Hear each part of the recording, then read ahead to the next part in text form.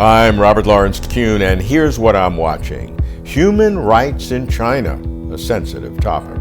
In October at the United Nations, Germany led various countries, including the US, UK, Japan, in making accusations against China on issues related to Xinjiang and Hong Kong.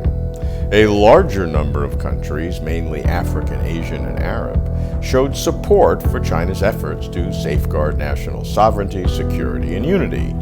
Why the sharp division over human rights? For the West to understand China, we must understand what China means when it heralds the country's great achievements in human rights. Look no further than the 2019 government white paper, Seeking Happiness for People, 70 Years of Progress on Human Rights.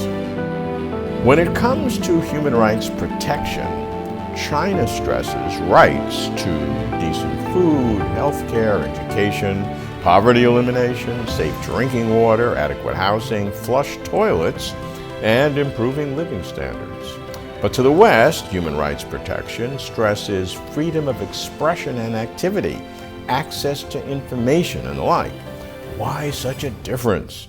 Why a perceived conflict between the two kinds of human rights protection? Take the global battle against COVID-19, which everywhere creates a trade-off between restrictions of movement to protect collective public health and individual freedoms of movement. In the initial stage of the pandemic, the Chinese government imposed harsh lockdowns with serious penalties for infractions. Rumors were also restricted. The result?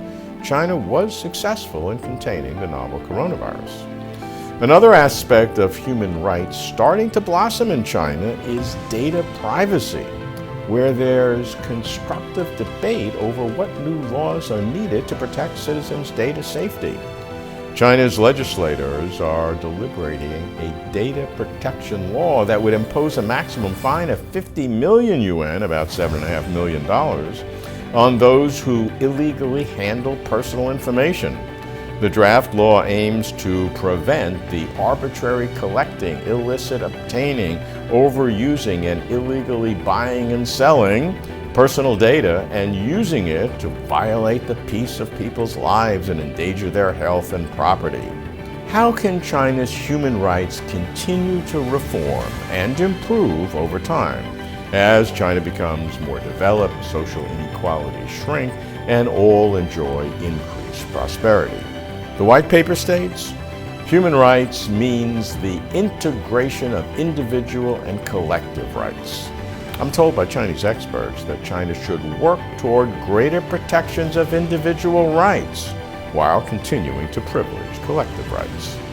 Say this, for China to put so much effort into explaining and touting its human rights achievements means that China recognizes the importance of human rights.